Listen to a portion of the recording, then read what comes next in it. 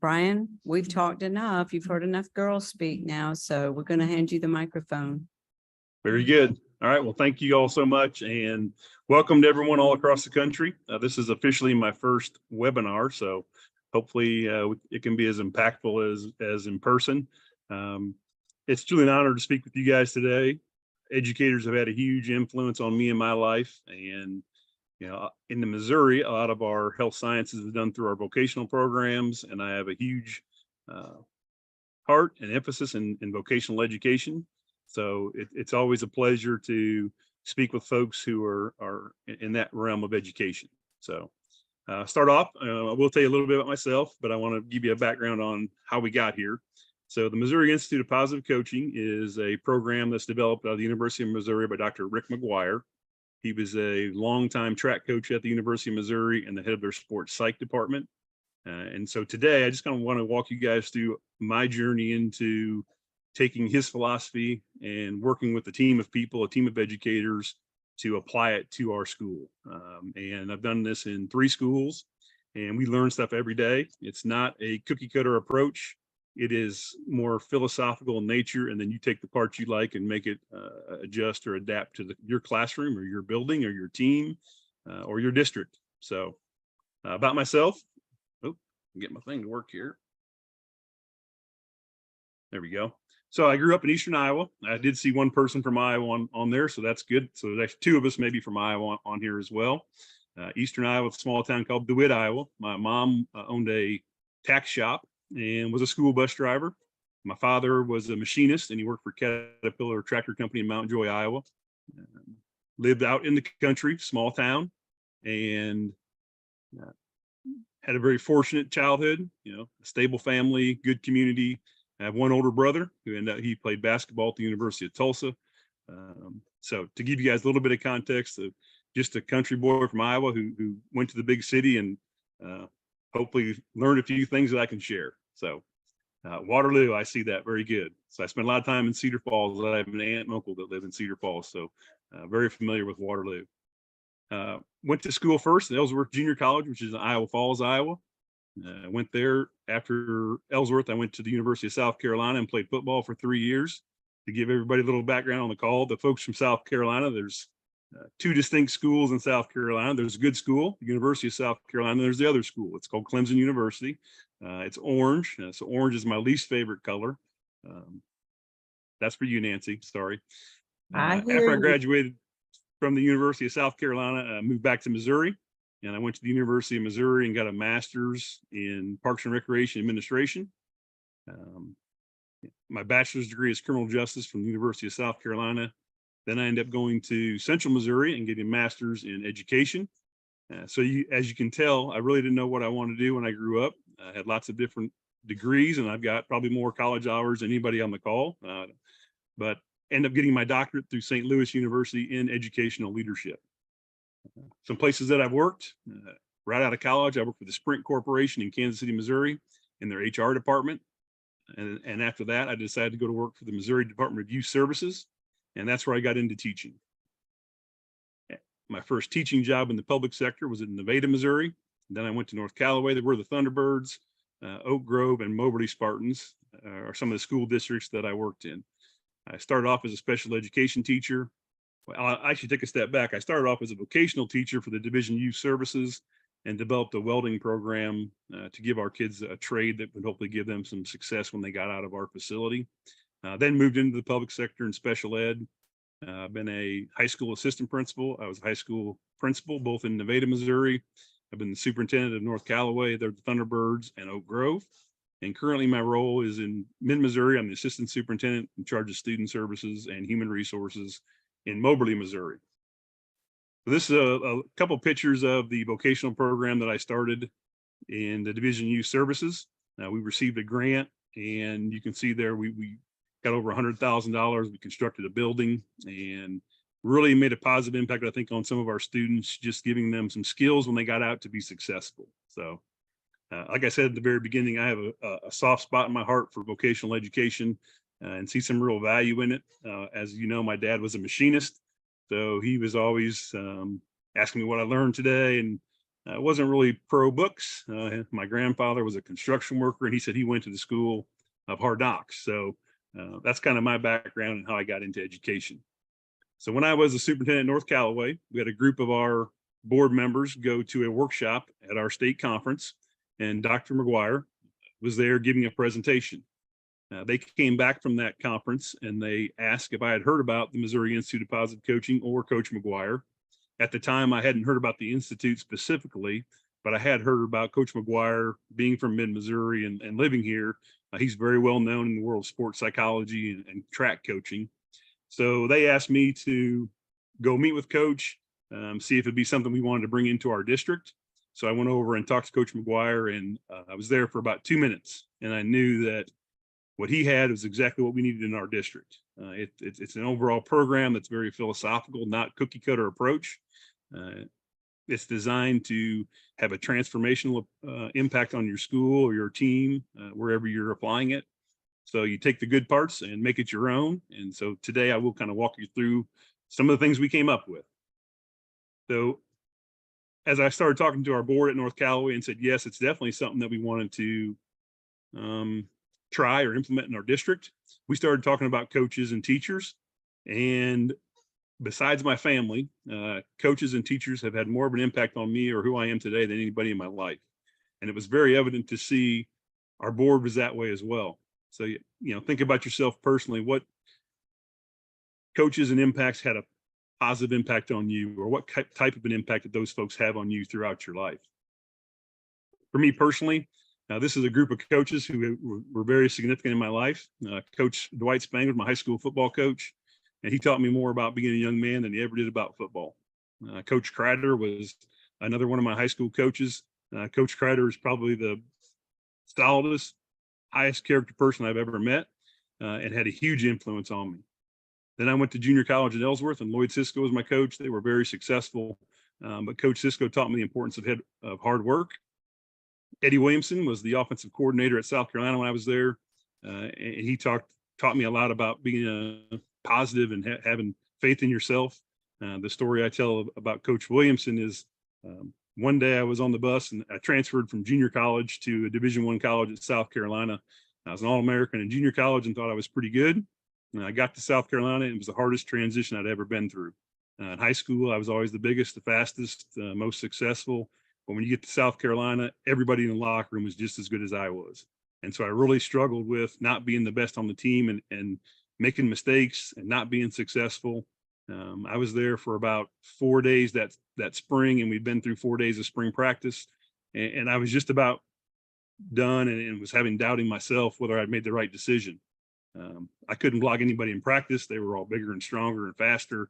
One day, our defensive end was a gentleman named David Turnipseed, and I blocked him one time in practice. And we were on the bus ride back to our stadium. We used to bus from our stadium to our practice field back then. And Coach Williamson walked down the aisle of the bus and he tapped me on the shoulder and he said, "Hey, good job out there today blocking Turnipseed." That one compliment saved my career at South Carolina. So I talk a lot about how do we talk to kids, not using sarcasm too much or being sarcastic, because you never know when a positive word you say, one compliment may change a kid's life. And Coach Williamson did that single-handed. He has no idea to this day probably that he did that. But that pat on the shoulder gave me enough confidence to improve and do better at South Carolina. Richard Bisaccia was the coach at South Carolina who recruited me. Coach Bisaccia has been very successful. He was interim coach for the Los Angeles Raiders. He's currently the special teams coordinator for the Packers. Coach Bisaccia taught me a lot about caring about the people that you deal with. I didn't always make the best choices at South Carolina, got in some trouble sometimes, but Coach Bisaccia cared about me. And he was always there for me when I needed. So those 5 guys really had a huge impact on me in my life. Now, the 2 little guys off to the side there, high school wrestling coach and assistant football coach, not such a positive impact. Had a high school wrestling coach that said and did things to us that was so disrespectful and not right. Had a high school assistant football coach. To give you some perspective, when I was a kid, football was my life. It's all I read about. It's all I thought about. It's all I talked about. My dream was to play college football. And so when I was a sophomore in high school, we hired a new coach, and he was coming from a college where he played, and he was the first college player that we had on our coaching staff. And I remember being so excited that I was going to be able to learn from this guy, and he's going to help me achieve my goals. And after practice one day, he was in the gymnasium, and I went up and I talked to him, and I said, "Coach, my dream is to play college football. What do I need to do, and how can I get better?" And he said something to me that day that I'll never forget. I can remember where I was standing when he said it. I can remember what I was wearing. I can remember what the gym smells like. He said, "You're not good enough to play college football." It's still emotional today. It crushed me. For me, that was my dreams and aspirations, and that's all I cared about. My brother played college basketball, and so I share that sometimes, and I've had people say, "Yeah, but that's a struggle, and it made you who you are today." And I agree with that. The one thing I often tell teachers and coaches, though, is I had two parents at home, a loving family and brother. Think about some of the kids we teach today that don't have that, and what impact would that have on those kids if they didn't have that support system? So again, I always talk about the power of a compliment, and be careful how we say things to kids, and if we truly care about them, how it can be positive influence on their life. So as a district, we started looking at that, and we're like, well, how do we get our coaches better? And there's coaches clinics, there's coaching books, there's resources, videos, all this stuff about how do we become a better coach, what I call the X's and O's, but there's not much out there for coaching the kid. And we felt that's where this philosophy really fit and could really help us develop our coaches. Not long after that discussion in that same meeting, we had the conversation that, coaching is teaching and teaching is coaching. Our teachers are coaches in the classroom. You guys are all coaches in your classrooms. We're trying to do the same thing. We're trying to motivate kids. We're trying to help them reach their potential. So we started to reflect on some of the teachers that we had in our life. And these are two that had a positive influence on me. Mrs. Julie Doom was my fourth grade teacher. Mrs. Doom had more confidence in me than I had in myself back then. And she told me every single day, "Bryan, you can do it." And she said it enough that it eventually stuck. Mr. Hansen was a junior high science teacher. He had such a positive impact on more kids in DeWitt, Iowa, especially young men, than I think he would ever imagine. And I had a third grade teacher that had a not so positive impact on me. Was mean, and if I could talk to her today, I'd probably ask her, "Do you even like kids?" Because she was really tough on kids and had negative impact on me personally. So as a board, we started looking at how do we get our teachers better at what they do. And again, there's stuff out there on PD, on curriculum, instructional strategies. People can get experience. There's online resources. But how do we develop the student? So we decided to take that approach on the athletic fields, and how do we merge it into our classrooms? And so that's how we got to where we were. And one of my favorite quotes: "It's easier to build strong men than to repair.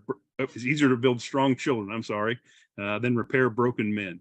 So that's kind of how we got started on this journey. Something must be wrong with my computer. I get these pictures just pop up in there. It's a glitch. It's a glitch sometime, Nancy, in my computer. So hopefully that won't happen too often during the presentation. So after we decided that, in the fall of that year, we asked Coach McGuire to come and meet with us. And he did a workshop for our entire staff. And it was our teachers, our coaches, but more than that, we wanted our custodians. We wanted our bus drivers. We wanted our cooks. We wanted every single person that worked in our school district that touched kids to hear this philosophy.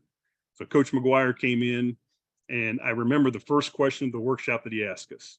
And I want you guys all to reflect on this. Ask yourself, what do you value? And so he gave us some time to think about that, and I thought, that sometimes we don't keep that in perspective, but, faith, family, and education, and those are some things that we really value. But when I was doing that, I'd actually gone up and sat with our staff. And I remember looking around the gymnasium thinking, man, I've got a huge burden here. I'm responsible for every single one of these people. I'm responsible for their families. I'm responsible for their income, for making them be better. So for me, it really sat me back on my chair, and I decided that day that I was going to be the best I could possibly be for every single person in the room, because what's really important and why we do what we do. So I tell people, you can't change your past, truly look in the mirror and start what you're doing right now. So I made a commitment that day to be the best superintendent I could be, by whatever means that was necessary. So the program of positive coaching is not based on Coach McGuire's ideas or thoughts necessarily completely. It's based on some of his experience, but it's based in science. So I'll refer to this slide quite often.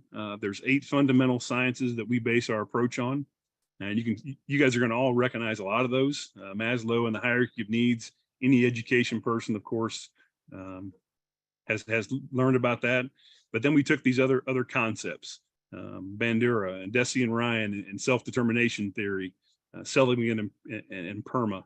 The one that really resonated me with was Carol Dweck. And if you've not read the book Mindset by Carol Dweck, I strongly encourage everybody to do so. In my opinion, it is the most powerful parenting, teaching, coaching book that I've ever read. In my districts where I work now, I tell people, if you promise me you'll read it, I'll buy anybody a copy of the Growth Mindset who will just send me an email. I'll send you a copy of it for free because it's that powerful. So we started diving into these 8 sciences and trying to become experts in it. We actually divided up into teams and people started to learn about these things and then report back to the group. And there's lots of books, literature. Here's some of the ones that are specific to each one of those areas. And we brought that back together and started to put it together. So today I want to go through just some of those concepts and how we apply them in the classroom. And of course, I got to start with growth mindset because that's Carol Dweck. And I think it's really an amazing concept. But essentially, the growth mindset is that everyone can be great.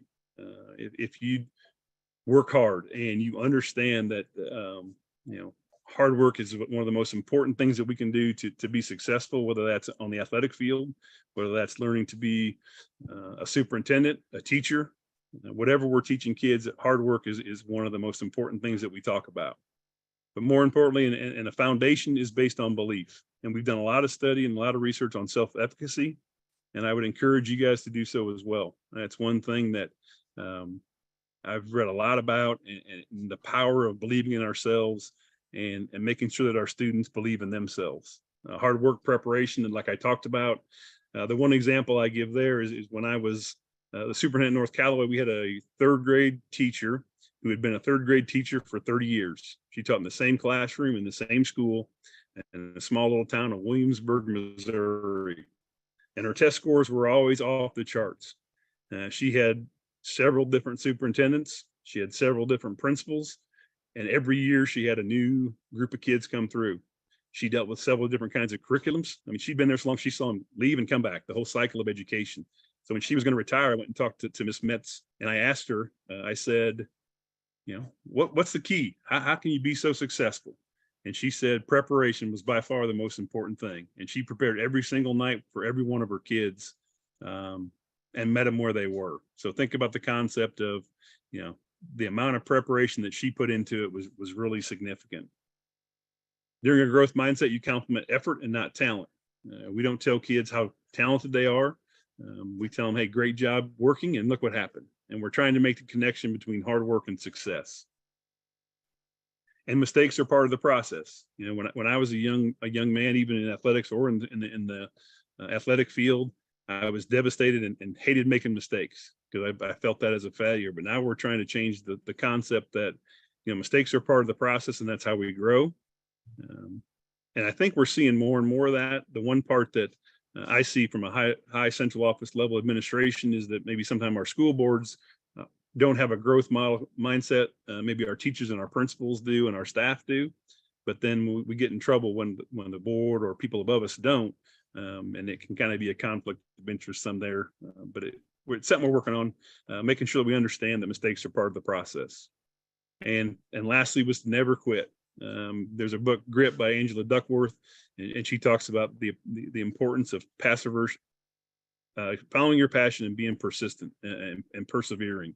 So again, never quit. So those are some things that, again, very surface level type stuff on growth mindset. The vision that I try to paint for our staff is just imagine if every student who came through our doors, every teacher they dealt with, never told them they couldn't do something they didn't want to do. And every kid believed they could they could do whatever they wanted to do. How powerful that would be if it was kindergarten through 12th grade and we all had a growth mindset. Because sometimes in education, I think we put kids in silos and we label them. So we really try to get away from that and just show the kids we have confidence and belief in them and the impact that has in a positive way. One of my favorite quotes that I actually came up with is that anyone can be great at anything if they believe, work hard, and never quit. And again, that's based on the growth mindset. After reading the book Mindset and working with kids for 20 plus years, I truly believe this. I even go out on a stretch sometimes, and I say things like, I believe anybody can play in the NBA if they want to.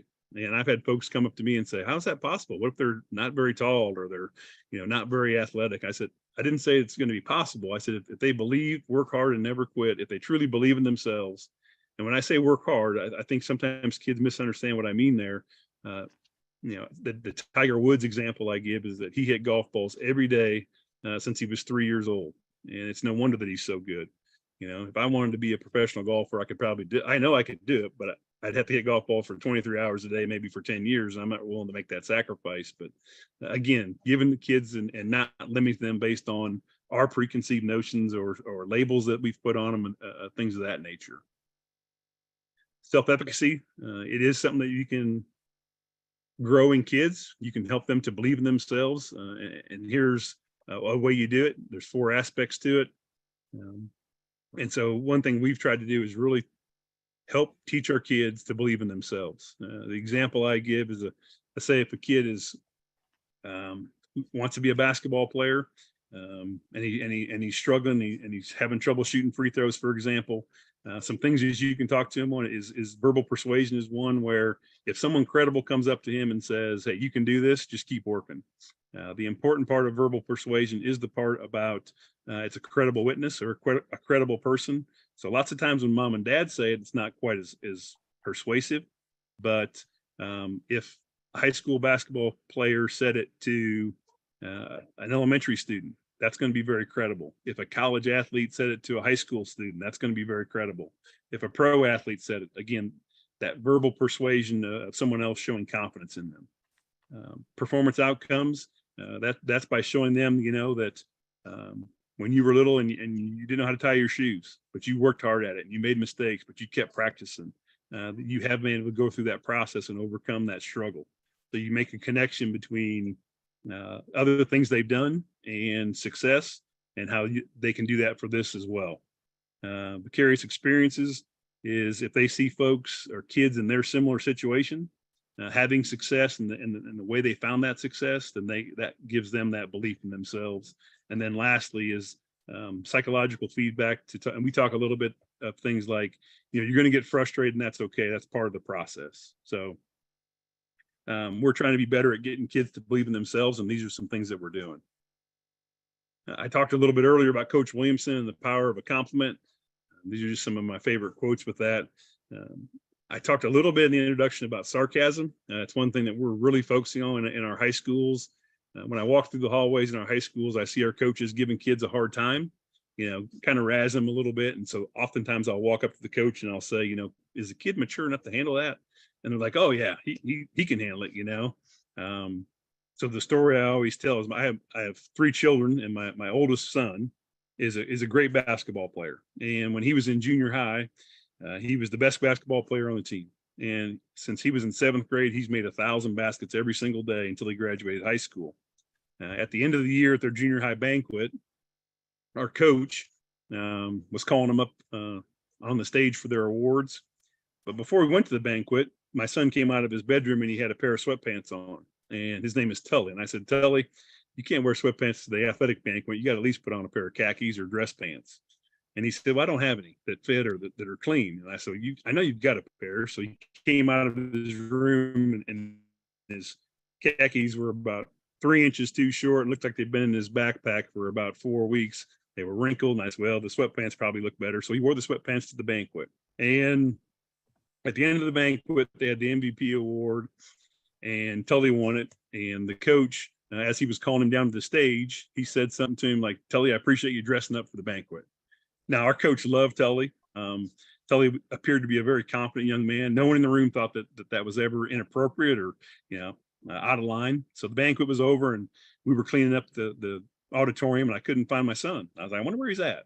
I couldn't find him, so we cleaned up and we left, and I went out to my truck, and he was sitting in the back seat. He was crying in the back seat, and I was like, man, what's the matter? He said he was embarrassed when coach commented about his sweatpants.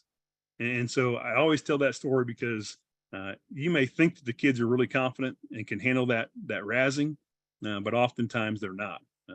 So I always say, instead of using sarcasm to show affection to kids, why not just give them a sincere compliment? So ethic of care is the next broad area that we talk about. Nell Noddings wrote a book on ethic of care, and we try to establish a high level of care for all of our staff and our students. Essentially, we want people to know that we care about them. And I ask teachers all the time, how do your students know that you care about them? And if I asked you guys that question, I wonder how you'd answer. How do you know they care about? How do they know that you care about them? The example I give is, we've all been supervised and had evaluations at work. Now, think about a time when your supervisor evaluated you, and if you didn't know if they cared about you and they gave you feedback, you would think that feedback was about them or helping them advance their career. But if you have a supervisor or a teacher who really cares about you and you know it, and they give you feedback, it's about you and them trying to help you. And so this is our foundational approach on everything that we do. We want to try to establish an ethic of care. And one thing we've done is we've established a document that I'll share with everyone. It's called High Level of Care, and it's broken down by positions in the school district. And we talk about what can you do to show kids that you care about them. And one thing is to give kids and staff honest evaluations, honest feedback, making sure that we're being respectful and we're giving them that information. The level of care document that we've created is a living document. I share that with anybody, and I want people to add to it. If you can think of things that you do in your role to show kids that you care about them, and you're willing to share, please do. I want to build that document to be as deep as we can get it, so people can really show kids that they care about them. A couple of my favorite quotes in regards to ethic of care. Too often we underestimate the power of a touch, a smile, a kind word, a listening ear, an honest compliment, or the smallest act of caring, all of which has the potential to turn a life around. So think about how your kids know that you care about them. In my position as superintendent, I think about this a lot. How do the principals know? How do the teachers know? And there's so many little things that you can do. In my role is just showing up lots of times, just getting out from behind my desk and being in their classroom and just walking by and saying hello to them, or asking them how their family's doing, etc. So there's lots of ways you can do it, but we feel it's really, really important for our foundation of success. The other one is self-determination theory, another big rock, I guess, big concept that we talk about, and it's essentially motivation. It's why we do what we do. Again, growth mindset, ethic of care, and self-determination theory. If I had to say pick 3 areas to start on, those would be 3 of them. So when we interview principals and administrators, I often ask them, how do you motivate kids? And they have all these ideas and thoughts, but not many of them really know the scientific or the best practice and the reasons why we motivate kids. So how do you motivate kids? Now, again, I ask that question a lot. Well, the answer, or self-determination theories, there's 3 things that motivate people. That's competence, relatedness, and autonomy. Competence is that, if you can give a student some additional knowledge or show them how to do something, that's one part of the 3. Relatedness, if they can be part of a team or part of a group, that's another thing that motivates people. And then lastly is autonomy, giving them the decision to make their own choices on how they're going to move forward in the future. I see this so often in the classrooms, and we have all these national and state standards that we're having to talk about and teach. We're taking some of our autonomy away from teachers. But if you want to see a really motivated teacher, go watch a social studies or a history teacher who's passionate about the Civil War, and watch their Civil War unit. If you give them the autonomy to say, you know what, use your passion and go teach it. So when we talk about motivation for all of us, those are the 3 things, whether we're talking about staff or we're talking about students. And so we want to really work on how do we do that, and how do we make sure we can motivate kids. If we get really good at doing those 3 things, we move to intrinsically motivate the kids, which is our ultimate goal for, I think, all of us in education, is to get kids to be intrinsically motivated to improve themselves and be better. Again, self-determination theory is one that is really, really important. And again, I know I'm going through these really quick based on our time, and they're very surface or high level type stuff. But again, I encourage you guys to do some more research and look into these in more detail. Transformational leadership is another one that we use as an approach. Essentially, our whole program is a transformational program. Like I said at the beginning, it's not cookie cutter approach. We want people to take these things, learn about it, and then how do they adapt it into their own role. So the leader in transformational leadership serves as a role model. Modeling is one of the most powerful teaching techniques that are out there. And so if the leader's not modeling these things, it's not going to be nearly as effective. We want leaders to inspire people with their passion. When I talk to our staff, I hope they see the passion I have for kids and the passion I have for being a positive influence. And I do that because of the people that did it for me. And then shows a genuine concern, challenges for innovation, and gives autonomy. So transformational leadership, again, another thing that you can do in the classroom to help your students be as successful as they can is that transformational approach. Again, a couple quotes that I think are really good quotes. Modeling effect, I talked a little bit about that. When you talk about the athletic aspect, even parenting or teaching, we tell kids don't do as I do as I say. I always chuckle about that because kids are going to do what you do, no matter what you say oftentimes. So I talk to our staff and our coaches and our administrators about how do you handle mistakes? So kids are learning by what you're doing. If you make a mistake and you don't take ownership of it or make changes so it doesn't occur again, what are they really learning? How do you handle stress in the classroom? We're putting more stress on teachers every single day. We're having fewer teachers to do that. So again, how do we handle stress and how do we handle mistakes is really important from a modeling aspect. There goes that my pictures again, Nancy. They just keep popping up on there. I'm not sure why it does that, but so moving forward, after we did this for 1 year, we sent a group of our coaches to a 2-day workshop, and they got more training on it. And we came back, and the first thing we do is we encourage folks to be very clear with our expectations and why do we do what we do. So every program that we've done is come up with our purposes and our goals. So at North Callaway, after we went through the training and we did some research on all those concepts that we talked about, we came up with our athletic department purposes. And this outlines the overall purpose of our athletic program. Like I said, it was developed by our coaches and our administration. And ultimately, once we put this out, our board mandated that all of our parents read and understand what our purposes were before we move forward. And this is something that I've done in every school district, every classroom I've been in. And I think it's really important that we say that right up front. When we do this, we found that parental complaints have gone down. Support from our parents has been better. But again, we're not here to make Division I athletes or anything of that nature. We're here to help kids get better and be successful in life. So our purpose was to win kids through sport. And here we moved it over into our classroom then. And this is our purpose. We called it Thunderbird Proud. And the 4 high points that we had is number 1, have a high level of care.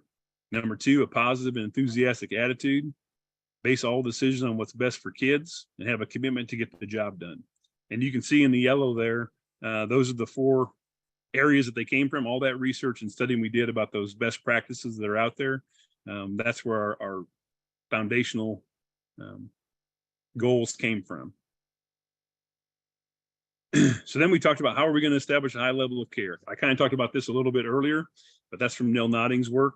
Here's a few things that we do every single day. You can greet them, you can have lunch with them, celebrate their successes, compliment them, ask them their interests, model vulnerability, and own your own mistakes. So again, always thinking about how are we making sure that kids know we care about them, I think is really important. And that's one thing you'll hear me say over and over again today. The other part is that we talk about after we've set those goals is true self-reflection. I think it's really important for us as educators to think about, how are we doing things? And we ask folks, the first question is, what are you thankful for? And so then we start to talk about gratitude and how important it is. I think about this quite often. Actually, in my office, I've got a sign that says, before you leave this room, think about 3 things that you're grateful for. Oftentimes we get stuck in the negative or the tough stuff. The story I tell is not too long ago, I was having one of those days at work, and I got to work and there was a staff issue and then there was a student issue and I had parents calling and complaining. I remember thinking, if I can just get through the day so I can get home and relax. I got home, I made it, drove up, I pulled in the driveway, opened the front door, Nerf dart flew by my head. My other son was yelling at me. The kids were fighting. I was like, oh my gosh, it just continues. So I had supper and I remember I went outside and we had a patio in our backyard and I was sitting there and I stopped and looked, it was right in front of me. I had a very beautiful family. I had a nice house. I had all the things that were in front of me. And I remember thinking to myself, man, what am I stressed about? There's so many people in this world who were really struggling, to have food every single day or even have clean drinking water. And I was being stressed out. So I kind of took the approach to too blessed to be stressed. And it's something we talk about a lot with our staff and our students. Why do you teach? Why are you in education? Another thing we ask people to reflect on. The reason I'm in education is because of Miss Julie Doom, like I talked about earlier, and my coaches. So reflect on, why do we teach? Why are you in education? What is your attitude? How am I going to serve and share? And in what ways can I improve? So again, we think it's really important for us to keep things in perspective and not forget our why and focus on that gratitude. So when people ask me what I'm thankful for, there they are. My two families, my work family and my home family. So I've been so blessed and fortunate enough to have all these things in my life. So how do I serve and share? I do this. I travel around and try to help people just share some of the success stories that we've had. And if we can help them take little pieces that they can use in their classroom or in their school district, I think that's really, really important. I always have to talk about the importance of how can we improve. Literacy is something in our schools that I think is underestimated, but not only for our students, but for our staff. I'm an avid reader and try to read as much stuff as I can on leadership because what I'm passionate about. So I encourage you guys as educators, whatever you're passionate about, read. I saw a quote the other day that the average CEO reads over 90 books a year. And so sometimes I ask our staff, how many books did you read this year? They'll say 3 or 4. And I'm like, people just, it's so powerful when you read the impact that it has on you and can make you be better in all things in your life. So as we started to transition this into our classrooms, we started a positive teaching team. So it started, like I said, with our coaches in that athletic department, but then we wanted to shift over and how do we make this in the classroom? A lot of the very similar concepts, but it's just in the classroom. So we developed a team and our goal was to build a positive culture district-wide. And you can see there it was a very diverse group. We had coaches, we had teachers. We actually went and presented at one of our state conferences. And again, just really talked about how we can take that transition, the approach of those big rocks we talked about, and how can we use those in the classroom. So really, really good concept. It's strategies for teaching the positive coaching in the classroom setting. So at North Callaway, we continue to grow and develop this. We presented at conferences. It's a concept where everybody is welcome. There's leaders in their departments. And again, we had a model school end up making a video that our staff shared with other school districts and just some simple concepts of how we adapted that strategy into the classroom. So there at North Callaway, one thing we continue to move forward. We have an online digital workshop that's out there for the Institute that people can take. We do surveys. We have developed a student athlete lesson. So we also talk about this with our coaches and our teachers, but the next step that we're right now currently doing is how do we get it to our kids? And at the end, I'll show you guys some of that program that we show to kids. I'll move through it pretty quickly, but again, things that we're trying to do to improve. We also start surveying our students. This is an example of one of our surveys, and we do this on a yearly basis, and we do it over and over again to try to see if we're improving it. And the questions we come up with, again, are things that relate to the areas that we're talking about. So what have we learned about positive coaching in the classroom or on the athletic field? It's not about being soft or everybody getting a trophy. It's about, first and foremost, establishing a high level of care. It's about teaching what it takes to be the best It's about pushing them to be pushing themselves to be their best. It's about passion. It's about true teamwork, striving for success every single day. And ultimately, it's not about us as individuals, but it's about our kids. So again, the concept there was very, very positive and very impactful. Here's some of the things that we saw in the 3 years that we did it when I was there. We saw an increase in student attendance, higher participation in extracurricular activities. We saw an increase in school spirit, higher work ethic from our students and athletes, increased parental support, higher staff morale, increased staff motivation. So again, the concept that we've been trying to do is very effective, and we've seen it be positive. And I think one of the most powerful parts of it is that it's not a cookie cutter approach. We take those approach and we develop it as a team. There goes those videos again, Nancy, and make sure that we apply that. So then I went from North Callaway to Oak Grove. And again, we went through the same concept. And here's our athletic goals. These are our goals and purposes from our athletic department.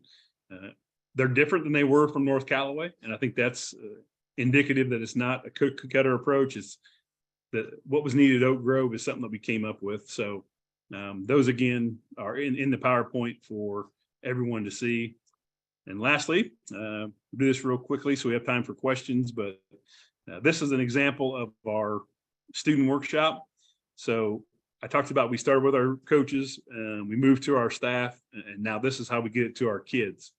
So the first thing we talk about in our student workshop is how do we define success? I think that's important for us to talk about as educators. You know, how do we define our success in the classroom? How do we define our success on the athletic fields? And ultimately, we define it as that you give your best every single day. You gave your best on game day. In athletics, it may be a ball game, but in the classroom, it would be a test. So if we can be successful, if every one of our students do their best, give their best on game day. And then we talk about the process of success. And you guys have seen this from earlier. There's 3 steps: believe you can do it, work hard, and never quit. And then we go into each one of those concepts a little more in depth. So we talk about, you have to believe that you can do it. There's a video. We talked to them about, again, everybody in this room can be great. And I say that every place I've spoke, everyone on this call can be the best educator ever, if you're willing to do the things to get that accomplished. In the athletic realm, we talk a lot about, it doesn't matter where you start, it matters where you finish. So we give this example of, years ago, they said the natural, they call it, where a person was just born and had more athletic ability, and they became the elite. In today's society, we don't feel that way.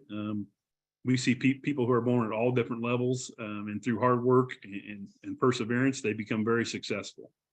So we talk to them a lot, but it doesn't matter where you start, it matters where you finish.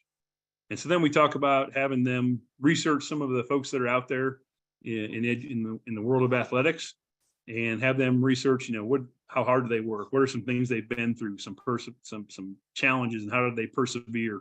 And then we go into each one of them and give some examples. Michael Jordan is one that we talk about. He was cut from his high school basketball team, and he just had this approach of being the hardest worker out there, and ultimately became one of the best basketball players ever. Walter Payton and some of the struggles that he went through. He wasn't recruited by any SEC schools, went to Jackson State, and became ultimately one of the best running backs ever. Lisa Fernandez is the pitcher. She was told her hands were too small, she'll never make it. Turned out to be one of the best athletes ever. Kobe Bryant's work ethic is well documented. His name is Albert Pujols. And so we talked to him about, these guys may have been born up on the higher spectrum, and we kind of set the kids up, because regardless, they almost always say, well, those guys were all, Kobe Bryant's 6'6", and these guys are all great big and super successful because of some of their attributes that they were given. And I say, you're right. But then we have them look at some other folks. And these are some folks we have them look at. So Muggsy Bogues, Jim Abbott, Jackie Stiles, and Steph Curry. I don't know if you guys recognize any of those names, and Doug Flutie, but Muggsy Bogues was 5'3", 133 pounds. He was born in the projects and had some countless struggles as kids. Was so poor they didn't even have a basketball or a basketball goal. They hung a milk crate on the wall, and through hard work and perseverance he achieved. Here's a picture of Muggsy Bogues when he played for Wake Forest. So we talk about people who were born maybe not with all those attributes, and they can still be successful as well. Jim Abbott was born with one hand. He ultimately was pitcher in the major leagues for 10 years. He actually pitched a no-hitter in 1993 and had 2 hits and 21 at-bats. So here's a guy who was born with one hand, but through belief, hard work, and perseverance, he was successful. In the Midwest, we talk about Jackie Stiles. She was from a really small town in Kansas. When I developed this program, one of our schools was pretty much the same size as hers. But again, through hard work, she became one of the best at what she did. Steph Curry, a lot of people know about him. What they don't know is that he only had one scholarship offer coming out of college, and ultimately changed the game of basketball, I think, for some aspects because of his skills and ability to shoot the basketball. Doug Flutie was a smaller gentleman who didn't make the NFL, but went to the USFL and became ultimately successful in the NFL.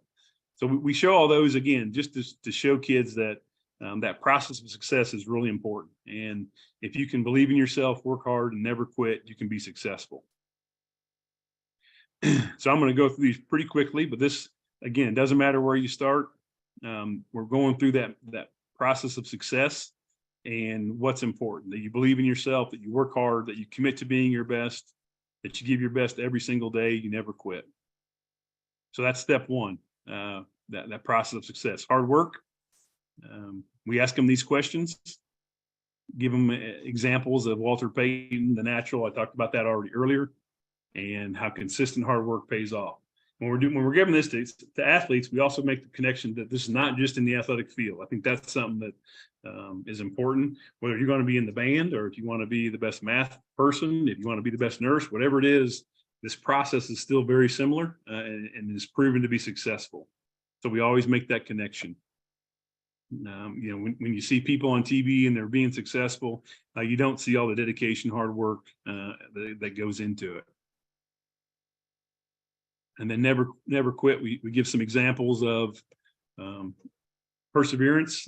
Some of these that I really like is that Thomas Edison, when he was inventing the light bulb, he tried 10,000 times before he came up with it. I think maybe the normal person would maybe try 1,000 times. Maybe, I don't know. I don't know if I'd try 1,000 before I gave up. Harry Potter went to 13 publishers and was turned down. The author of Harry Potter. Again, just that perseverance and never giving up is really, really important in being successful. We show them, people think the plan is just going to be nice and steady. You're going to work hard and achieve your goals, but it's how you deal in those times of adversity. And then mistakes are part of the process as well.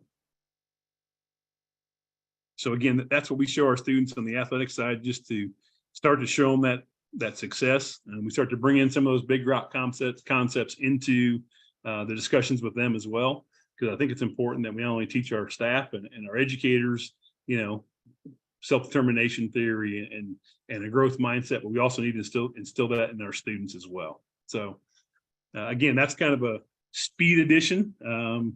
Got about 10 minutes left. So I would, if there's any questions, I would love to have them. I will share our level of care document and the PowerPoint for anybody that wants it. But if there's any questions, I would sure be willing to answer them at this time.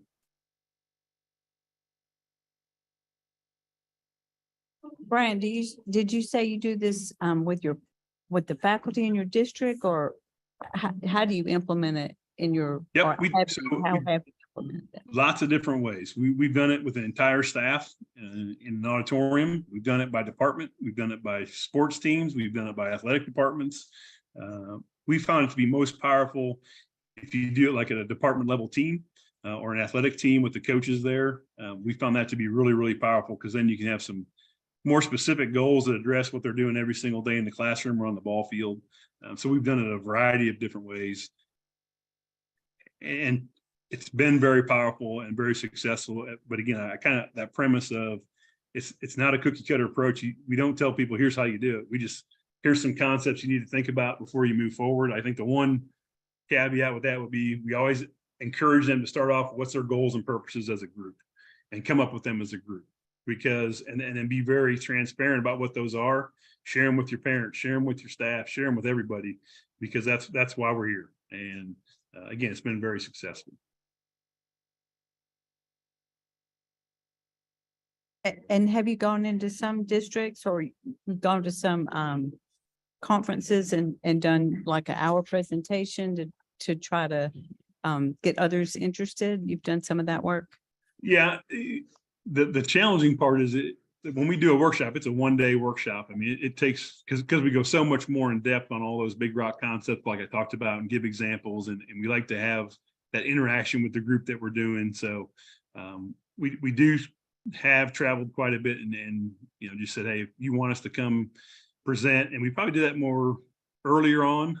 Now it's really by word of mouth, and we've been in enough places and we've had enough people do it that we see just kind of different arms of it working. So now it's pretty much just the 1-day workshops that we go in, and or half a day, done 2 days. So again, really depends on what the needs of each group or district is at that point. And Bryan, I know that you touched kind of throughout the presentation, but healthcare individuals, we love data and numbers and things like that.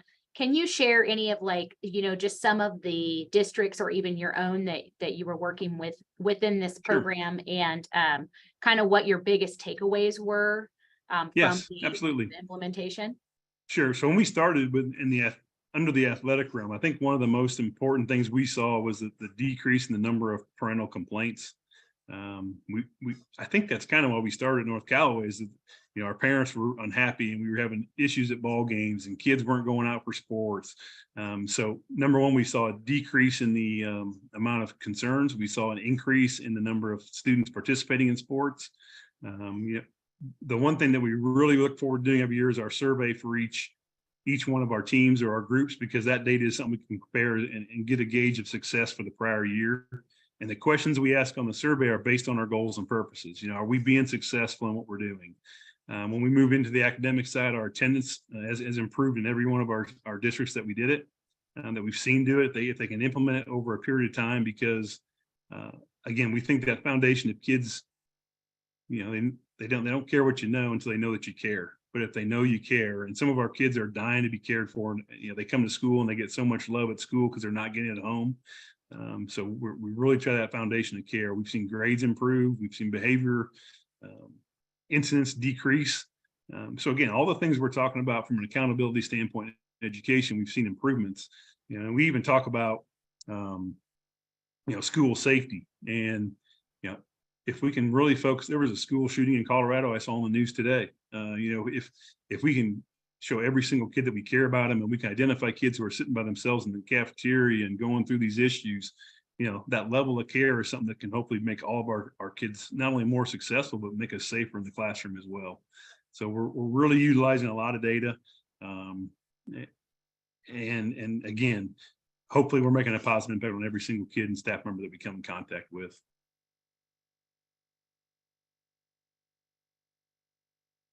And Bryan, we have a question in the chat. It says, what were the biggest challenges when you were implementing the program, and how did you combat them? So by far, the number one thing that we run into as far as a challenge is, I don't know if this is politically correct, with naysayers. People say it's not the right approach.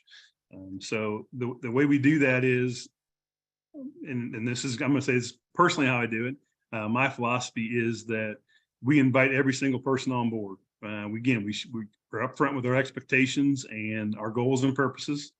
We let folks know that we're here under these contexts, these terms, that it's okay to make mistakes and we're going to move forward. But we've had we've had folks, especially on the coaches side, who don't believe in that approach. They believe you got to yell at kids and scream at them. And so we tell them, number one is that we're going to invite you on board. But then if they don't get on board and they don't meet the expectations, then we've had to make changes. And that's been difficult, because some programs are very successful, and whether that's academically or athletically, and maybe their leader is not using this approach. But again, we talk about if we're not caring about kids, then it's not the way we want to do things. So that's been the number one challenge we've had. And it's tough when you have a coach who's been there for a long time, but his philosophy was to yell and scream at kids and demean kids. You know, we just feel that's not the way to help people reach their potential.